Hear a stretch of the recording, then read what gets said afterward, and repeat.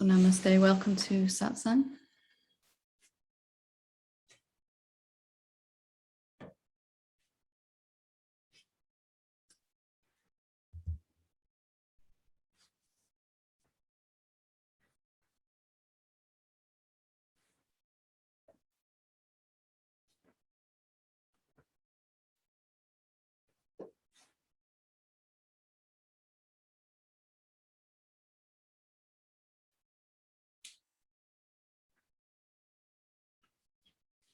So sometimes in Satsang we will go into a direct experience of what we are, and in order to come to a clearer experiential understanding of what we actually are, because the truth is that we're not separate from anything or anyone.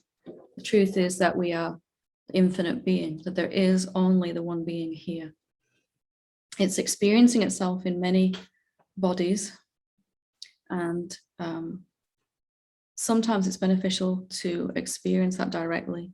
But today I wanted to talk about something that was came up yesterday and the day before, several times in fact in the last couple of months it's come up, and that is the subject of desire. And in my own journey, in my own awakening, there was a lot of misconception, misunderstanding about desire, and whether I should even have any, and what it's supposed to be, what it's supposed to do, and how to work with it best. And perhaps just as importantly, what happens after awakening, after a clear seeing of what we actually are. And I found in my own journey, I was very confused about this for a very long time. So I thought it might help today to go through how my understanding developed about desire. And maybe you'll find yourself at some point along that understanding journey and come to a clearer resolution of how to work with it. Because life really is desire. There's no getting away from desire. I mean, the reason we're all hearing these words is because we're desiring more peace, more love and joy, and we're trying to get that through awakening. So desire really is something that's sometimes not spoken about at all. Sometimes it's misunderstood. And many times you will maybe hear, you maybe heard myself say that the self doesn't have any desires. It isn't wanting anything, the silence. The silence of our being, the stillness, the infinite space of consciousness. It doesn't want or need anything in its formless aspect. That's only really half of the story, half of the understanding, because we go through several stages in our understanding. I want to start from the beginning, so to speak. When I thought I was a separate being, I had many desires, many, and pretty much none of them were fulfilled. So outer desires, desire for enough money, more time, more friendships, more, you name it, I probably wanted it at some point, and it just didn't seem to come. Along with that, desires inside, so to speak. There isn't an inner and outer, but for want of explanation. Desire for more peace, desire to be more forgiving, more compassionate, more understanding, more loving. Desire to be, of course, more awakened. Most of all, a sincere and urgent desire to stop suffering. A strong desire that had built into this all-consuming thing that I could not, this raging fire inferno that would not go away. So as a separate being, a lot of us have learned to associate desire with pain, of not getting what we want, wanting something and not getting it, or wanting something and feeling that we can't have it, is perhaps the most painful experience a human being can have. Whether what we want is more money, or the right relationship, or some healing for the body, or to find Mr. or Mrs. Right, or awakening itself. If we don't feel we can have it as a separate being, We keep experiencing that over and over again, desperately wanting but never getting, always experiencing the absence of it. And so that we do the only thing we can do to cope in that situation, and that is to suppress those desires. And if you're anything like I was, when I first discovered the formless silence that doesn't want anything, doesn't have any desires, it was such a relief, because now I didn't have to feel these desires at all. Finally, I felt some relief from this urgent drive to get what I want and need. And really what we all want is to feel safe, to feel loved, to feel free, to feel peaceful. How we're going about getting that is different. By the time you're in something like this, hearing this type of satsang, you're trying to get that through awakening, and that's perhaps the the highest way. And there are many other ways that we distract ourselves from our suffering. So I discovered this formless nothingness, the emptiness of my being, and I slotted that into a category in my mind. Okay, that's what I am, and I don't have any desires. All those desires that I had were from the idea that I was a separate being. And there's nothing that I can want as the emptiness, as the sense of presence. What does that possibly want when it is everything and everywhere, and everything that it could desire already is? And that was enough for me at first, that kind of, excuse me, that gave me respite from the desperate suffering. And you may have heard people say that desire is suffering. But I think perhaps clearer than that, desiring and not believing you can have it is suffering. And if you can imagine, remember when you were a young child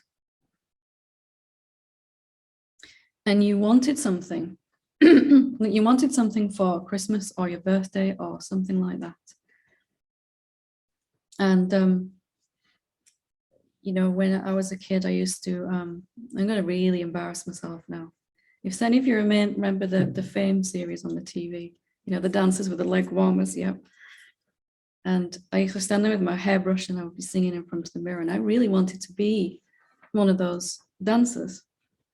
Told you I was going to embarrass myself. Later, I'm going to make you tell me all your embarrassing stories. No, I'm joking. And there was nothing in me that could believe that there was no reason that couldn't happen at that point. It was absolutely, my future was certain. The week after, I wanted to be an astronaut, of course, but that week I was going to be this dancer, you know. It doesn't matter that I have absolutely zero balance and 2 left feet. You know, that didn't figure into the equation. There was nothing in the way of my desire, and it felt exciting. It felt purposeful. It felt passionate. I felt alive. Maybe you can remember that in yourself. Fast forward years later of unfulfilled desire of trying to wake up and failing again and again and again. Desire is a separate being. I want this thing that's outside of me, whether that's peace, time, money, romance, awakening, whatever it is that we want, health, well-being, a new career, a nice car, whatever it is that we want. We've experienced, to some degree, not getting what we want, and we've come to associate desire with feeling bad. Whatever we believe about our desire, the reasons we're believing we can't have it, I can't get what I want, life doesn't go my way, life isn't fair, life is against me, I don't deserve it anyway. I want to feel safe, and I can't quite seem to make that happen. So usually when I first meet people, they're very good at squashing all of their desires, as I was, and kind of hiding a little bit in the formlessness that doesn't really want anything. And that is enough for a while, as I was saying. But then as awakening deepens, as seeing deepens into what you really are, that has to include all of the ways that you're showing up. You're showing up as the vast infinite space of your being, that which is everywhere at all times. And that infinite being is also showing up as you, a human being, too. It's taking the shape of a human being. And that also includes desires. So for me, when my seeing had gone deep enough, what began to happen was all of these desires began to come back to the surface. Desire for all the things that I've ever wanted, and with much more conviction and an urgency and a strength behind these desires that wasn't there before, because I was really starting to believe I could have them. If I am the infinite being, what can stop me from having what I want? Infinite peace. Because I didn't really want that much by then. I just wanted more of what I was experiencing, and more experiences that kind of reflected that. So there was this period of having to fall back in love with desire. Everything desires. If you look at the plants, they grow towards the light because they want to survive. There's a desire to continue to exist in all of manifestation. And a rock or a mountain isn't going to have many desires, but you know, an animal desires to continue surviving. Human beings have very complex desires, but it's still the same process, desire. I want this thing. So part of the process of embodying this awakening for me was really getting back in touch with what I actually want. And why can't I have that? Why can't I experience that? I was starting to experience a lot anyway. Peace and contentment and a lack of ability to suffer. But then new desires spring up. I want this for everyone, you know. It's not enough that just this one body's done it. I want it for all of my bodies that want it, at least, you know.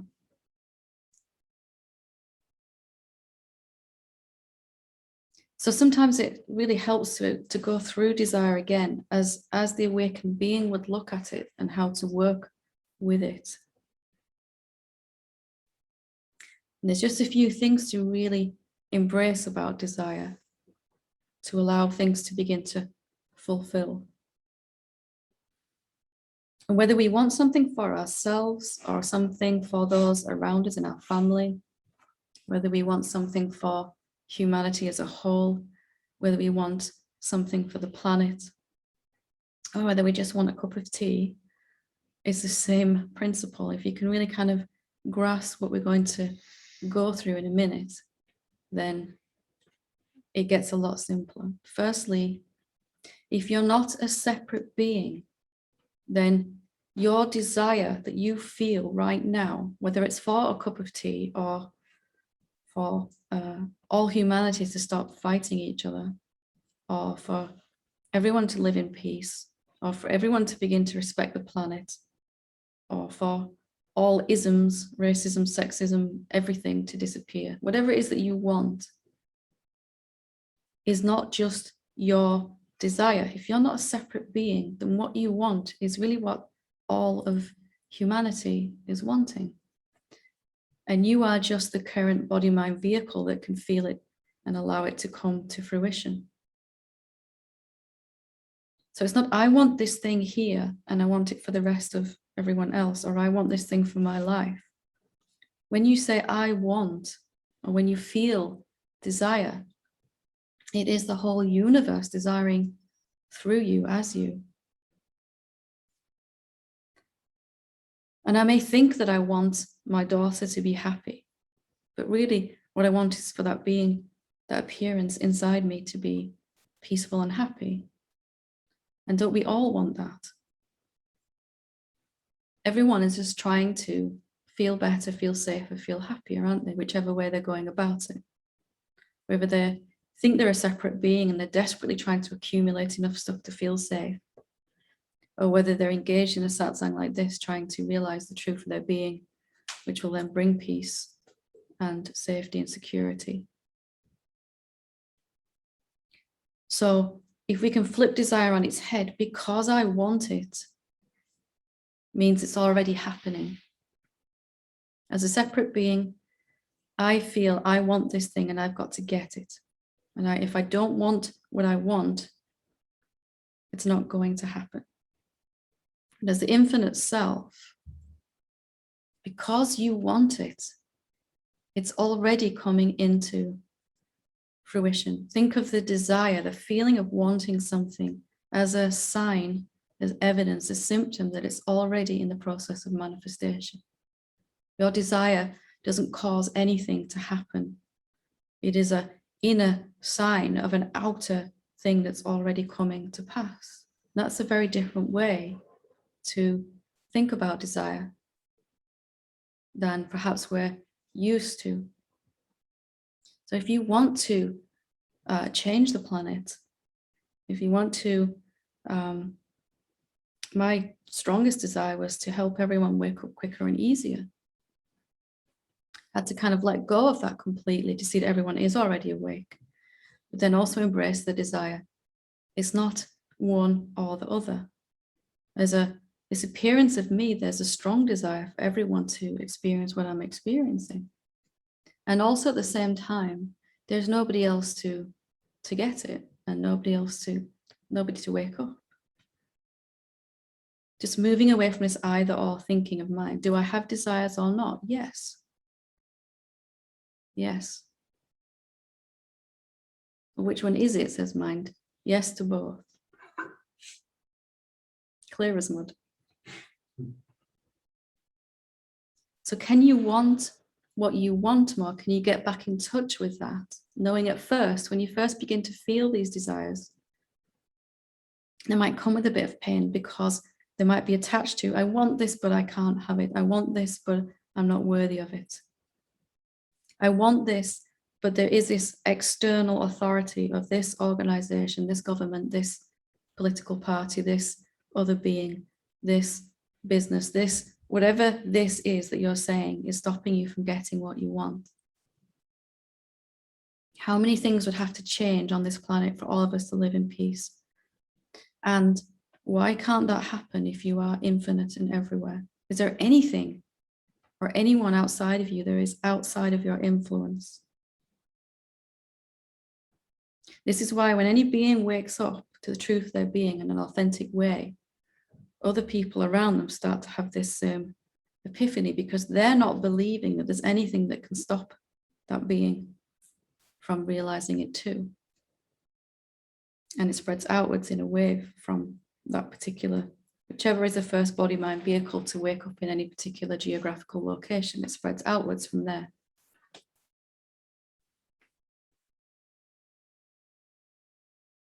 So because you want it means it's already happening. And the only thing you can do with that desire then is either speed it up by feeling the desire and examining the reasons why you think you can't have it, or resist it and slow it down by suppressing the desire, which for a lot of us means kind of opening a few old sore points in our consciousness. For me, things I'd wanted for a lifetime and not gotten used to just expecting to fail when I wanted this thing. Coming to even see desire as something risky and scary that I don't want to feel. Hanging out in the formlessness where it felt easier. But the manifestation moves through desire. It's constantly expanding. Right now, it's trying to expand as your life through what you want. There'll be things that you want in here and things that you want out there being the body, your relationships, your finances, your life, everything. Can we embrace those one more time? What if your only role in this process was to feel and want what you want now, recognizing that it may be a significant amount of time since you've really done that, since you were that 10-year-old in front of the mirror with a hairbrush or whatever your version of that was, where you didn't believe in any limitation, any reason why not.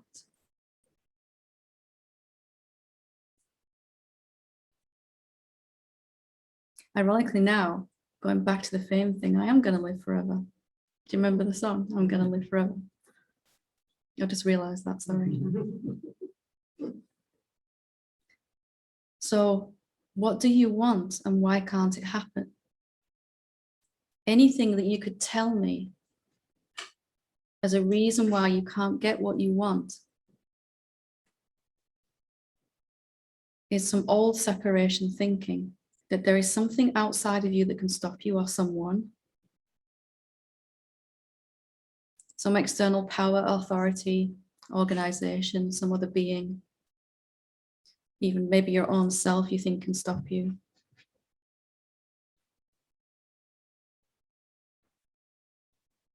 Any desire that you have may feel like a personal or even a selfish desire, but it's not really. If I want to be happy, what do I really mean by that? Do I really mean just this body mind? What do I mean when I say I? And why can't it happen on this planet in this lifetime, this body's lifetime? Why can't the things change that we need to? There have been and still are so many people wanting change on a global scale with different causes and interests and organizations, and that's wonderful. And why isn't that occurring? Isn't it because the majority of the planet is still wanting those desires, believing it can't actually happen? What happens if just everyone on this satsang, everyone that watches this in the future, began to examine the reasons why it can't happen? If I want something and I feel I'm a separate being, my desire goes no further than this body-mind. If I want something and I realize I am infinite, my desire influences everything and everyone instantaneously. Not coerces, just influences each being, gently lifts them up to their highest possible actions and words that they're capable of in this moment. So all of this desire being unfulfilled for change here, whether it's in your own life or on a global scale, and I'm talking about this because I get asked about it a lot. What can we do to save the planet, so to speak? What can we actually do? And I heard this myself, teachers say so many times, that just waking up is enough. And it is. If everyone woke up, or at least a significant proportion, 30, 40% woke up to the truth of their being, something amazing would happen. But I'd like to just go a little clearer into that, just learning to work with desire. The reason you have this human body is to release anything that needs releasing, but also then to consciously sculpt and mold the manifestation into a sculpture that you like. If we have these bodies, we really should, we owe it to ourselves to have the best human experience also. And we'll be happiest when everyone around us is happiest and peaceful and feeling safe. I'd ask you just to take a moment now with me to examine why that can't happen. What reason does your mind give you? I can't change everyone else. I can't make everyone else wake up. True as a separate being, absolutely untrue as the infinite self. I can't get climate change reversed. True as a separate being, not true as the infinite self. Do you realize and understand the power that you are? Do you know what infinite means here? You created this entire universe. What happens when you put your mind to this? Whatever it is that you want, whether it's a cup of tea or anything. Every desire you have is something waiting to be born. You know me, I'm a bit of a nerd. I like to look at the etymology of words. Desire literally separates into D, E, and S-I-R-E, of, sire. D-E is French, I think, for of. Sire means to give birth to. So every desire is something coming into physical manifestation, but it must be nurtured first in the thought forms and the emotions of the person feeling the desire. So what if you just worked to feel excited again about your desires, whatever they are? Once you feel excited or even just slightly optimistic, it's got to show up. If you're not believing that you can't have it or you don't deserve it, or life doesn't work that way, which are all true as a separate being, of course, then it has to show up in the way that you expect it or something even better.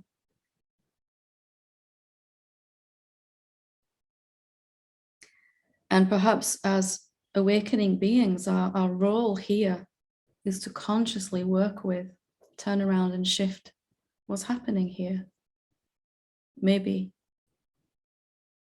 I am doing my bit in that to, what's the easiest, fastest way that I can, simplest and most powerful way I can convey this to help this understanding come through.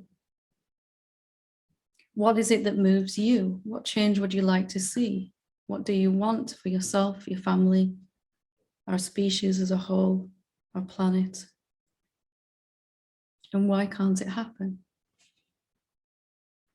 Infinite means no limitations. But every single thing that needed to fall into place to make that happen would fall into place, one by one.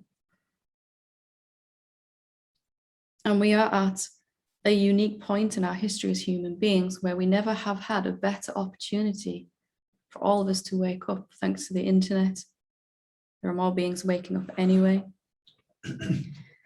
But we are also at a more critical point in our history than ever before, where we really do need to make a change.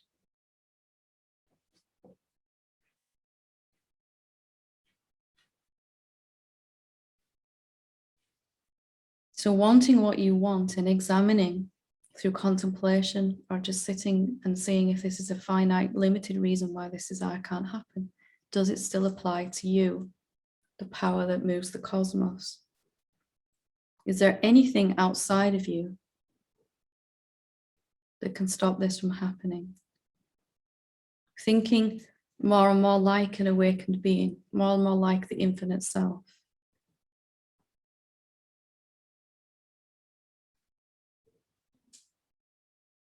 Every time I talk about this, I feel like I haven't really scratched the surface, but hopefully I've inspired you to some degree to look at this again. We all go through this necessary stage of, I am the formless self, I don't have any desires. And yes, that is true. But you're also appearing as a human being. We have a unique opportunity. When the self takes a human shape, we have a unique opportunity that no other species does, and perhaps a responsibility.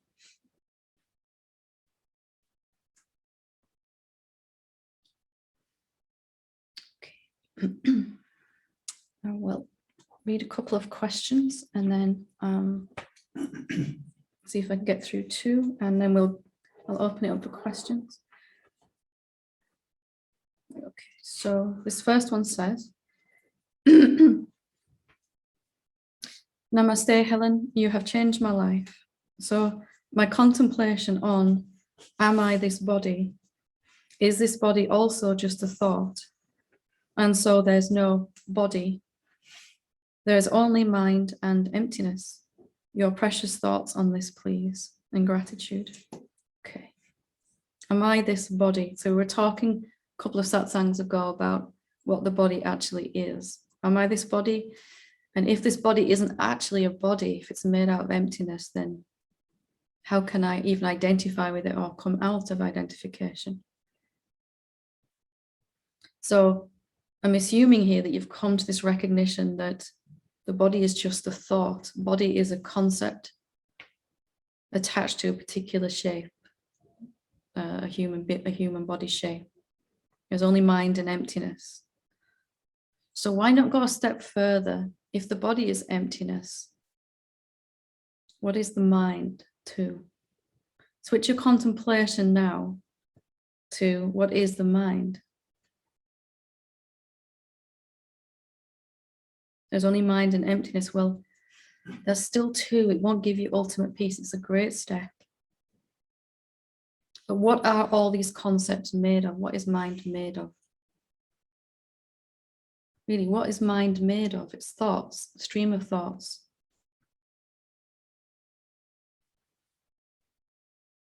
What are those thoughts made of? Well, it's an electrical impulse in the brain. Okay, well, where does that come from? What is that made of?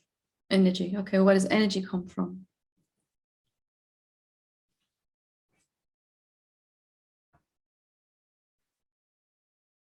Stay with this question and let me know how you get on. What is the mind?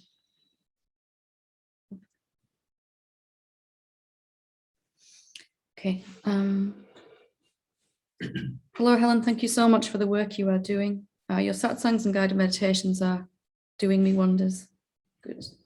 I recognize myself as the self, and I have been experiencing profound and positive energetic shifts. Be careful how I say that word. Across all my energy centers. Phew. I think it's Kundalini, but without kriyas or fiery sensations in the spine, thankfully. But it is challenging nonetheless. For a while now, the magic seems to be lost. Fear has come up again, and old negative patterns of behavior and thinking have surfaced and manifested. Motivation is gone. Anxiety and depression are the dominating experiences. What should I do? Thank you. So Kundalini awakens without all the drama, without all the, the bad press it gets when the conceptual understanding of what's happening is there first, when you've seen and experienced also the truth of your being first, and that energy gets liberated because it's no longer invested in this really energetically costly idea that you're a separate being. That costs us so much energy. You kind of get a sense of that, right? If you recognize you're infinite, even at least theoretically, and we have been believing we're just this one tiny corner of time and space, how much energy it must take to keep that illusion going. But we don't know we're spending all that energy every moment because we're so used to doing that. But when it stops, sometimes there's this massive surge of energy. But when you understand what's happening, there won't be the downside to that energy. It'll still be challenging sometimes, more energy than you feel you can deal with, challenging that thought. But as that energy moves, it's going to bring to the surface everything that you still think that needs examining. As we've been talking about today with desire, thoughts about desire as a separate being, having to examine thoughts about unworthiness, thoughts about others, all of that. So all that's happening is now, because you're seeing is clearer, what needs to come up to be looked at is coming up to be looked at. What is in the way of you living as this needs to be examined through contemplation, just looking at this idea and looking at the emotions that come up. And you said depression, anxiety here. Nothing is going wrong here. As soon as you see clearly, there's going to be a desire to live as what you've seen, isn't there? Of course, there is going to be a desire to live like this. And then that desire will come to live like this effortlessly and continuously.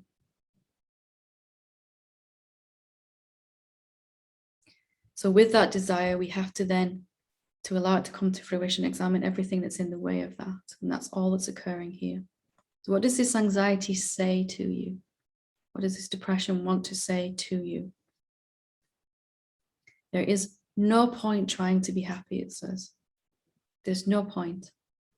I can never be peaceful and happy. There's no point. An old belief that fits from being a separate being, because we've tried again and again to be happy and failed over and over. Fear, anxiety says, I'm not safe. I'm in danger. Is that true now? For you now? What is outside of you that could hurt you, actually? So this is going to happen. You'll have a surge, a deeper seeing. A new surge of energy comes with that.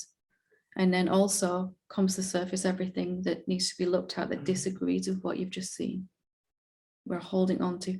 It's extraordinarily rare that a being has a seeing deep enough to wipe away all of our old beliefs. Happens once in every 1,000 awakened beings, or something like that. It certainly wasn't like that for me. I had to go through the same process. Or am I still thinking and feeling as a separate being? And examining those, allowing them to be released. You can use the contemplation video on the core teachings playlist on my YouTube channel. Find out what the emotion says, I'm not safe, and then turn that into a question. There's no point in trying to be happy. I can't be happy. Well, is that true? And applying the contemplative process with that. Okay, so hope that helps. If there are any questions here in the room, yep, one there. And online, we'll take a maximum of 4. Maggie, do you want to come first?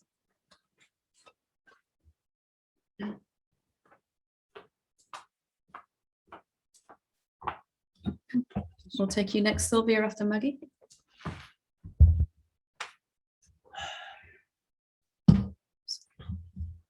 As usual, a lot of that was very relevant. In the past, I've had severe physical issues that were very debilitating and worked through them, and they cleared. At the moment, I've got 2 minor physio type things and not illnesses, and I'm getting some help from a physio, and I'm trying to be practical, and I'm doing my yoga and qigong, and there's also a knowing that the body is just not just, but the body's a vehicle. And there seems that now where you are, any slight idea can cause a real issue or show up as a real issue in the body. This morning, I started telling Ian about something that was going on for me, and he knew about it anyway, but there was a lot of fear around it. I had a lot of tears, and as you know, I had a bit of a meltdown this morning. I feel a lot better now, but I feel like there's a clash of me doing this to enable it. I mean, to enable a healing, I suppose. I even ordered a book about one of them, and then the knowing that there isn't anything, and it feels like there's a very much, I'm laughing because I can hear what I'm saying, very much a this and that in the, so there's a knowing that there isn't really a body, there's nothing to heal, everything's fine. And there's also someone that's really trying to affect, work through physical steps to bring about this resolution of the issue. It feels like I have a mountain to climb, and that as I'm getting older, it'll just get worse. And I see family issues and my mum things, and you've said to me in the past, I remember you once saying to me something about, well, what about in that other body and that body and that body? But this is the only body I feel. If I kick you now, which I won't, it would hurt you more than it would hurt me. Do you know what I mean? This is a very bad example. Help, please. Why does it have to be a clash? Let's start with, because there's 2 things you brought up here. First is the sense that there's a clash between both these kind of aspects, the formless infinite being and the human body, the person doing, the seeming person doing, at least. Yeah. And then there's the second thing, which I've completely forgotten. The fact that I know that there isn't any issue. Right. Okay. So maybe because you've seen that there isn't really a body, that this can come up to show you what ideas are still present about the body. As we're just that question that I was reading out about what is this body, and I know you've looked at that and come to a deep understanding. I know you've had some healing happen on your spine before, miraculous, from the self-inquiry that you've done, and maybe all this is another belief coming up about the body, about aging in particular here. If there's a mountain to climb because you're don't take this the wrong way, you're getting older, your body's getting older, even though you're spring chicken. I'm still digging a hole for myself here, Anna. If you, it's obviously the body is getting older each year, and with that comes a whole host of beliefs that we all have. The aging necessarily has to lead to a breakdown of the body. And yes, the body has to come to an end at some point of something. So there'll be some physical mechanism. Why should it deteriorate before then? And this is such a commonly held belief inside all human beings, that, you know, once you reach this peak, it's downhill from there, you know, or something like that, isn't it? Yeah. It feels like this is the issue that, no, I'm not being arrogant here, but I know that I can get to that when I sit and look at it. But there's obviously a huge belief that, well, actually, that isn't the case here, because I'm more interested in what you said about the mountain. I feel like I've got a mountain to climb. That's a feeling. That's a more, I think that is the issue here, rather than your mind is trying to pin it on what's happening to the body. It's showing us that, yes, but I'm more interested in this feeling of having a mountain to climb. Okay. That's a lot of hard work and effort, isn't it? Basically saying. Oh yes, that's exactly how it feels. Right. Exactly. So is it going to be, is a healing going to come from a lot of hard work and effort if most of the time you're living in peace, love, and joy? Is really, really exerting yourself and sacrificing and doing something that makes you feel terrible going to bring about a healing? With a huge butt jumping up and down. That without doing the movement to, because it's, you know, it's exercises. Not, and I'm not talking doing a huge half-hour session. It's just sitting and. So you've been doing some yoga to work on the flexibility. You've been doing some qigong with Ian, and you've ordered this book, and you're getting help with your posture and all of that. But what energy field are you doing those actions in? The wrong energy field, because it feels horrendous. Are they going to work then? No. If you're not enjoying doing them, is it going to give you more of what you want or what you don't want? Absolutely more of what I don't want, because I'm not enjoying it. It feels like a mountain. That's why it feels like a mountain. Yeah. I recognize that because I was doing the yoga this morning, and it was like, it was pretty horrendous, I'll be honest. So if I was you, I would, if I were you, was you?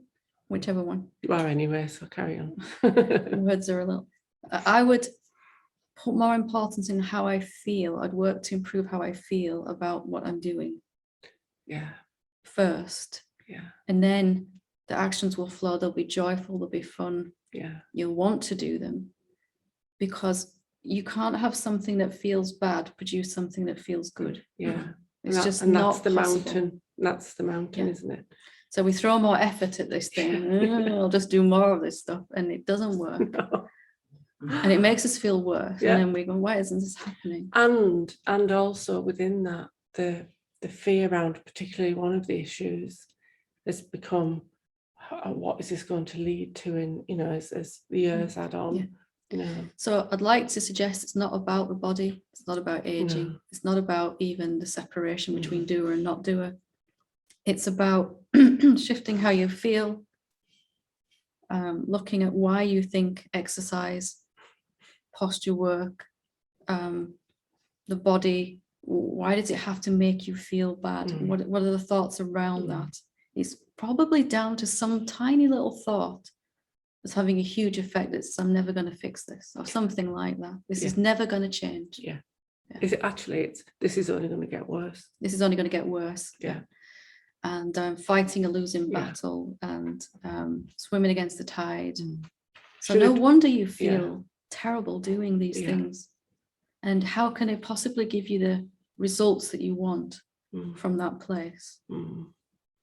If your body is the emptiness, and your body is reflecting back to you what you're thinking and feeling about anything, not just about the body, but anything, about life itself, about awakening, about everyone, your body's got to show you that. Yeah.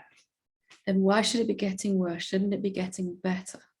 And if it's not, there must be some idea that's not being examined clearly. Thank you. That really, really helps. So I'll see you Okay. down here next Monday doing yoga and yeah. No. No. Thank you. Thank you. Thanks a lot. Okay, we'll go to Sylvia. Hi, Helen. Hi. Can you hear me? Yes, I can. Thank you. Thank you. A few things pop up when you had this beautiful discussion this morning about the desire, and I would like your clarification if possible. Possibly just sit closer to your device if that's Sorry. okay. Is it better? Yes, thank you. Okay. Sorry. So the question is, could you help me distinguish whether desire comes from separate self or from ego or from intuition? Well, there isn't a separate self. It must always be coming from the self, the infinite self. How that desire expresses itself is going to be determined by what you think you are. So all beings want to be happy, want to be peaceful, want to feel safe, want to feel fulfilled, whatever it is that we want. I might think I want a new job. I might think I want to meet, the person of my dreams. But that's really because I want to feel the way I will feel when that thing happens. Mm-hmm. So when we think, it feels like an egoic desire because a desire of the separate self, because it only seems to benefit us. Something I want for me here, this separate being. But if there isn't a separate being, then that desire must be the universe desiring, the wholeness, the totality desiring. It still feels for me now like I want. It still seems like there's a separate being here wanting. I want you to get what I'm saying right now. I also know you don't need to because you're already awake, you're already the awakened self. So if a desire feels separate, if a desire feels personal, it's because we're holding ideas about that desire that are in separation rather than the desire itself. Does that help, or do you want more? So it's like, of course, there is attachment to the outcome. So Yeah. if I have desire and I'm not attached, well, I have certain desire, and I do not expect that this desire going to make me happy, then I can say that it is kind of an intuition. Yeah, you coming from separate self, because I am not expecting anything from that. Yeah, whatever the outcome of your desire can only agree with your what you're already broadcasting vibrationally. So I can want something because that experience would also agree with my joy. It doesn't have to be this thing unless as an awakened being, as a separate being, I want this thing so that I'm happy. I want this awakening, this outer thing, whatever it is, so that I feel better. But more and more as I feel better anyway, it'd be nice to have this experience too. It's a different kind of energy with it, isn't it? Yeah. Yes, definitely. I see.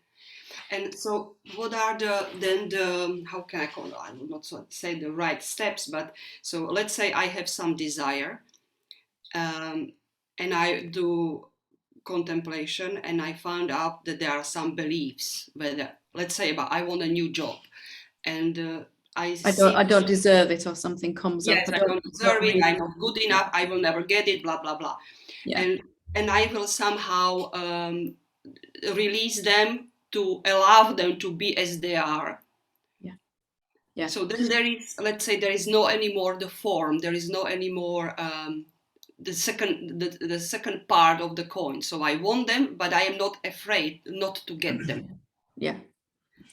So whatever beliefs we're holding about the desire are holding it in a kind of static half manifestation. It's manifested in my thoughts and my emotions, but it isn't showing up physically because I'm also sending out this opposing energy. I want this, but I can't have it, or I don't deserve it, or it won't happen anyway, whatever reason we're putting on the end of that. So just releasing those beliefs that are counterbalancing, it has to show up. But it might not show up in the way that you think. You know, it's important to recognize, in this example, you might think you want a new job, but what you really want is to feel the way you feel in that new job. So if you trace your desires back to always how you want to feel, then life can give you all the ways that that can happen, including a new job. Yeah. Does Okay, that so help? that's automatically I am dropping because, or I am eliminating the feeling I want a new job because it will make me happy, which means we know that this will not make me happy, or it will, but only for a short time. But if there will come a thought that I want a new job to to help more people, for example, or to provide for my family needs or whatever, Yeah. it could come from in a different way. Yeah. Like if I want more money, it's no longer to make me feel safer or more secure or to give me more freedom. It's because I can do more to help with that, you know. So the reasons for wanting change, but the desires might still be there. As the seeing deepens, that you're not really separate, you realize that everything you want has to be beneficial to everyone when it comes. And that really becomes the motivation for wanting in a way. So clarify the emotion behind the want, desire. Yes. Then if you see that there is some kind of obstacle or negative thought or whatever feelings, release them, and then just simply kind of allowed to drop on the place. Just to feel it then. If you get to a point where you feel that desire and it feels good, that's your work done. And the better it feels, the faster it will show up. If you just get to a point where it doesn't hurt to want that thing anymore, that's your work done as an awakened being. It's got to show up then in some way, in all the ways it can. What do you mean it doesn't hurt anymore? How do you mean that? There's no, if I wanted to, let's say I wanted to be a successful teacher, I wanted that for a long time, but it made me scared that to be exposed publicly would be a bad thing, you know, that it would be dangerous somehow. So I want this, but it's not safe. And I also had, I want this, but I don't deserve it. I had to work through all of that stuff, those beliefs, so that when I thought about it, the desire, when I felt the desire for it, it just felt good then. Desire by itself should feel exhilarating, should feel exciting, like that 3-year-old or 10-year-old, you know, if you remember feeling that as a child, you know, that night before Christmas feeling, or, you know, that's how it should feel when it doesn't come with any limiting beliefs. I want it, but when it's just, I want this, it should feel really exciting. So there's a different energy there. Yeah, and it's you can feel the life force moving through you to make this thing happen, not through anything you're doing, because, you know, it's just the way that manifestation is constantly expanding. And it's going to expand into more of what you don't want if you feel bad about what you want. It's going to expand into more of what you do want if you feel good about what you want, when you think about it, when you imagine it.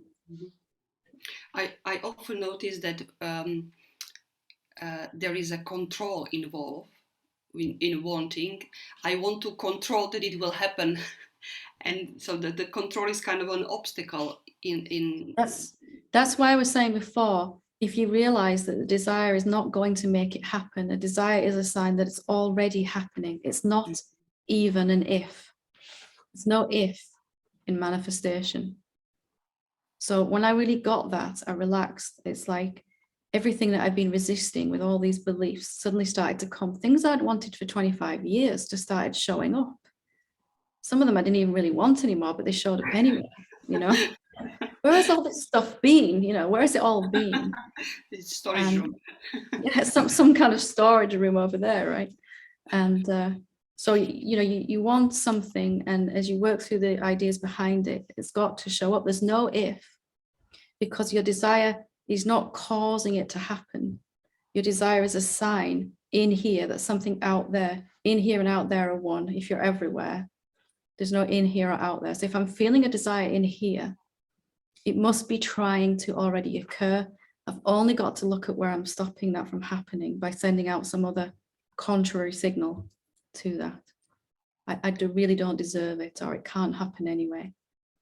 I see often that the fear occur because when I want something, well, it's like I see that this body wants something, and somehow I kind of stop manifestation because I think that if I will want it, I will be more pulled into the person, into the separate self. So just reminding yourself, if there never was a separate being, then this desire I feel right now must be the universe wanting something and looking at what is it I actually want? Do I want a cup of tea? Or do I want the nice calm feeling that comes when I sit down and have a cup of tea? Do I want the nice calm feeling, or do I really want the awakened state? Do I want that permanently? You know, tracing it back to what do I actually want? And it will always come back to some kind of feeling, how I want to feel. To be happy, yeah. Pretty much, we're quite simple beings, really, aren't we? All of us. We only want to be happy, to be loved, to be safe, to be free. You know, any desire we have comes back to that eventually, if you trace it back. That's very helpful. Thank you very much. Good. Lovely. Okay, is it Anka? Sorry if I said that wrong. We'll take Anka and we'll take Andrew, and then we will leave it for today. Hi, Helen. Hi. Hear me good? Sorry, say that again. Can you hear me good? I'm having trouble hearing you. Is there a microphone? There's some interference in the way or something? Oh, I don't have my headset, so That's okay. Right now it seems to be okay. yeah, okay. Is there something rubbing on a speaker, or is the microphone rubbing against something? I'll try not to move because it's the background sound that it's capturing the microphone. Okay. We'll see how we go anyway. Okay. Maybe next time will be better because I'm intending to participate in your satsang, and I want to participate in the dissolving the ego course, because I'm in this point where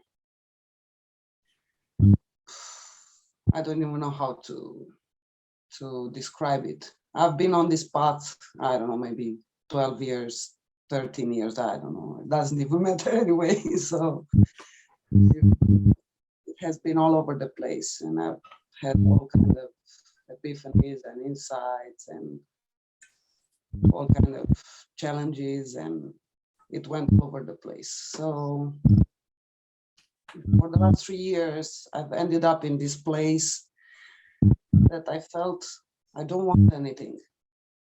I don't want anything. Only a calm peace inside and joy, but it was so plain, so plain. Nothing pops up, nothing provoking me to get out. And it was like, okay, so so what? What's all this fuss about awakening? I just feel this kind of blank neutrality, it's okay at first, isn't it? Because you're not suffering, but then it becomes too small after a while.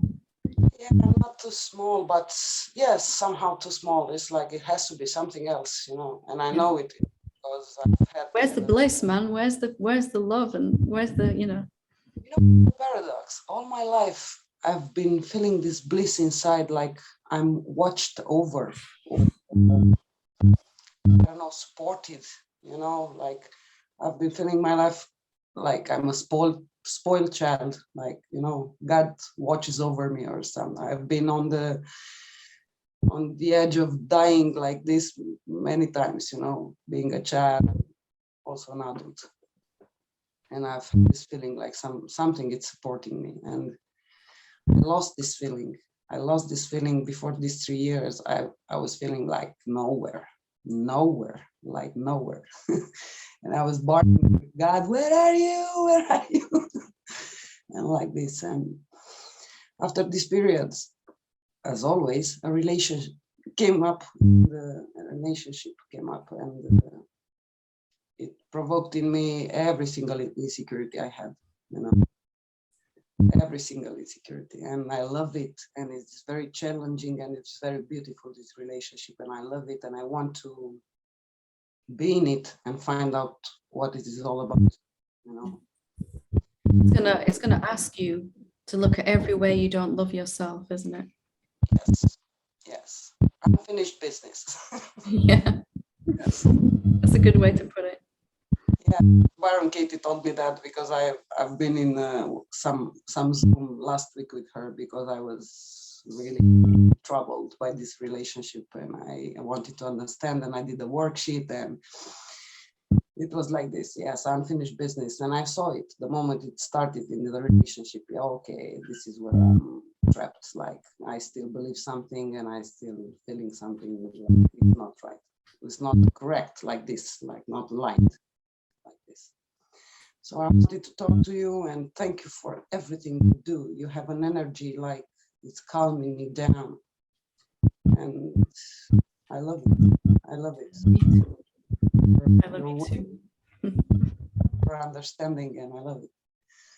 So this is my, I don't know, statement. I want to be in this with you.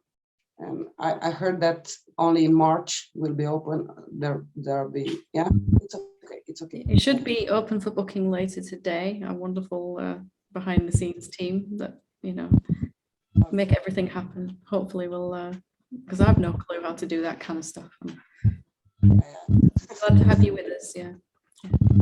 It's beautiful like this. Thank you, and nice to meet you. Nice to meet you too, Helen. Thank you for everything that you do for us. Thank you.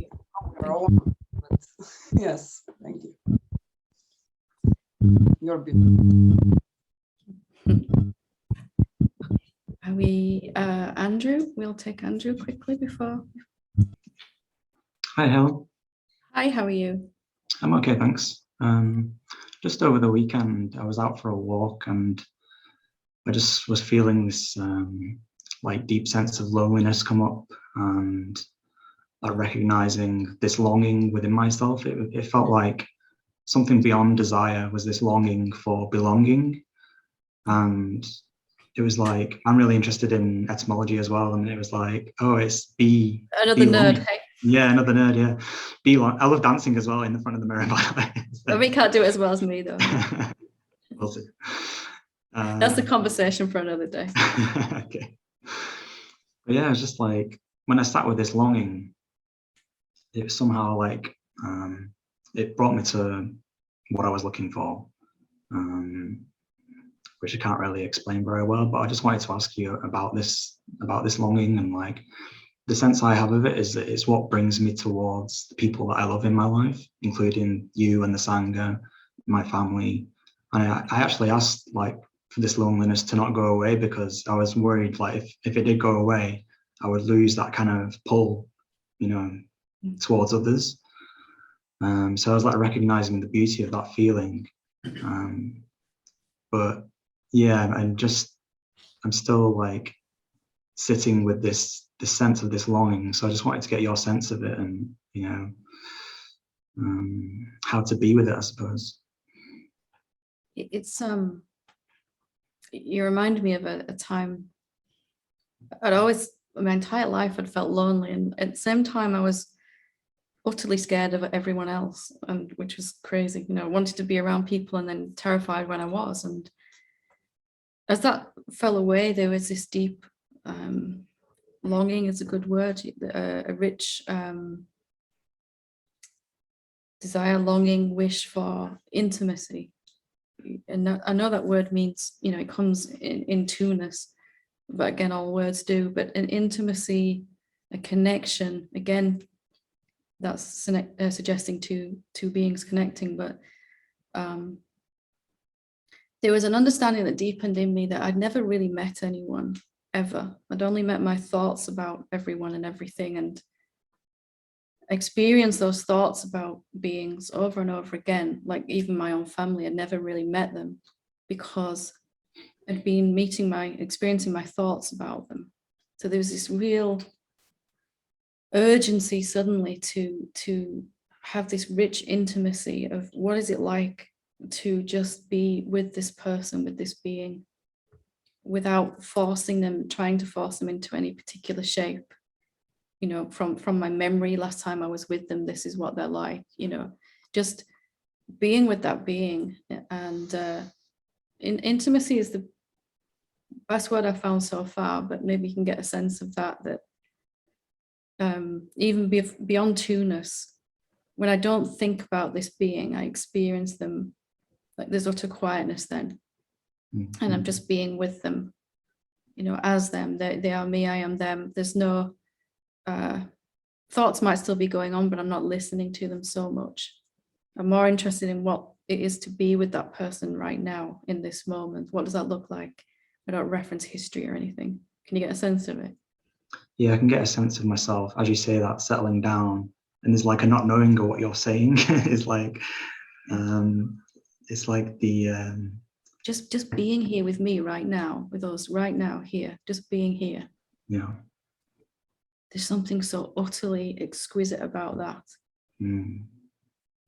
And we could think, oh, this is a satsang and you need to get something out of what I'm saying and I need to get across to you what I'm saying. If we just throw all that out this moment. Yeah, that's beautiful. We're just here, enjoying the richness of each other's company, playing, you know, one being playing as all of these people in this satsang and enjoying the richness of that in a way that we don't really often do as a human being. We don't let down our walls. It's easier for me to, or it was before, to think about you and to make sure you like me and are you getting what you need from what I'm saying, and, you know, kind of always trying to get a grip on this moment in order to have the best moment. You know, if you like me, I'll be happier and all of that stuff. But if you can kind of just drop that, and what's it like to just be here together, all of us? Yeah. And that becomes suddenly, for me, it just became really urgent. I want to actually experience my family without the thoughts or without the history, without the, and I actually discovered that I really like them, you know, like they didn't irritate me anymore, or, you know, it's like, wow, this, even Christmas dinner, you know, Christmas dinner, where there's often some friction, it was like, this is a totally new thing. And there's a deep desire for that arises, doesn't it? Just what's that like, and what's it like to have it all the time? Yeah, it's funny. I don't feel that desire. That's the thing. It's not a painful desire, is it? It's just a kind of a general urge for more. No matter how rich this moment here is with you, the next moment there's more available. We could have an even deeper connection in the next moment. Mm-hmm. So it's a very soft desire, is too strong a word, but how deep does this go? How infinite is infinite? Yeah. And that just became very exciting for me. Like, I'll never ever get a grip on this moment, and I love that. Yeah. I'll never experience it in its fullness. There's always more, deeper, richer, more intimate that I can experience, and that never comes to an end. Wow. It's kind of one of the perks of transcending the mind, isn't it? Yeah. Okay. Thank you. Lovely. Good conversation. Thank you. Yeah. Okay. So that's a really good place to leave it for today. I think I can talk much more anyway. Thank you. Namaste.